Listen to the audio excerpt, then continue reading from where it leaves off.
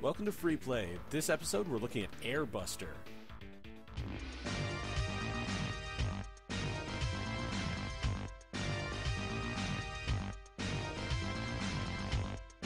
You know what the best part about side-scrolling shmups is? They're exceptionally hard to get wrong. These sorts of games lend themselves to a very simple formula. Move around and shoot things, then shoot boss. Boss hard, apply more gun. Sometimes there are power-ups. This simple formula comes with a lot of leeway, and really what you should be concerned with, first and foremost, when making such a game, is how good the art direction is, so it'll catch the most eyes and reel in the most quarters. That really seems to be the basic point behind making a game like Aero Blasters Trouble Specialty Raid Unit. Try saying that 3 times fast. Aero Blasters Trouble Specialty Raid Unit, Harry is for the cup, has basically no story after your ship takes off from a helicarrier and then it's time to shoot everything in sight. One hit knocks your ship out of the sky, as you may imagine, and then it's back to the fight after pumping more quarters in. The problem is it just doesn't seem to have any proper feedback, and enemies seem content to just ram into you. Sometimes you'll spawn out in the middle of a cluster of enemies till they decide to break up, and then you're still taking it on the chin. Frustration may mount faster than fun. This should set off warning bells. There's an odd phase where arcade game devs were still trying to suss out how to kill the player more effectively without making it too frustrating. This game came out in 1990, before the prototype bullet hell or Danmaku style of games were concocted, and before the genre itself really came into vogue, so when the folks at Kaneko were trying to suss out what precisely to do, it seemed to hiccup a little bit.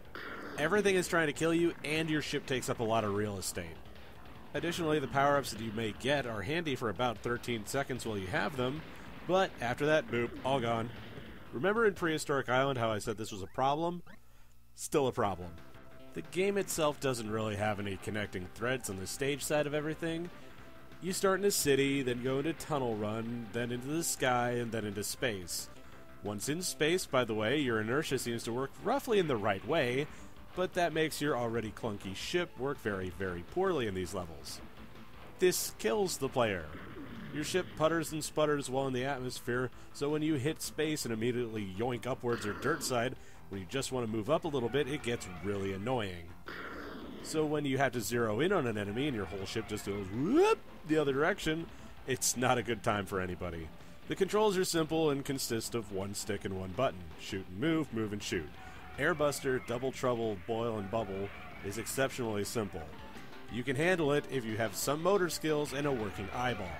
The dip switches are all related to the coin settings and the difficulty, as well as increasing the amount of lives. It is definitely a game that you can play. If it says anything about how much of an impact this game had on me, I've been sitting here stuck on precisely what to say on this game for about 40 minutes. I can usually blow through the writing portion of the review process in about half that time, because it's not hard to figure out by the time you finish the game. There's not a whole lot to say about this one, and that's actually a problem for me trying to examine it critically. It's like trying to critique a donut. It's a donut. You eat it, and then it's gone. I feel like I should have a whole box of Aero Blasters, because then I might feel affected by it. Okay, so what does this game do right? Well, it's very vibrant. It's pretty. The mecha designs are generic, but they're okay.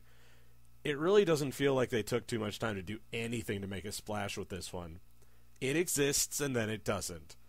It's on the Mega Drive, too, so yay there. Every enemy ship, every enemy fighter, every boss looks all about like they just took some Legos and then filed off the edges here and there. And yes, they have about as much health as a brick wall being shot at by a pea shooter.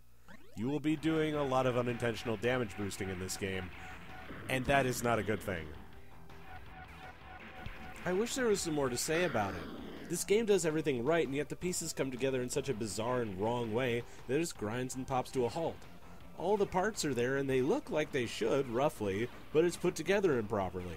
There's 4 wheels and an engine, but the seats are installed backwards, the cup holder is on the roof, and the steering wheel is in the trunk. So while it's technically correct and all the bits are there, it just doesn't manage correctly. So, in the end, once again, I had to come up with a new idea on how to rate this. It's not that the game is bad, it's fairly functional, it just exists. So the best you can really merit is what I'll call abandonment. Like, sure, you could play it, but why would you? Just let this one molder in the corner of the arcade, folks. I suppose when you have to make a game to keep the lights on, this is what you get, but is it really worth keeping them on if you end up with this? Join us next time when we look at Mystic Warriors from Konami.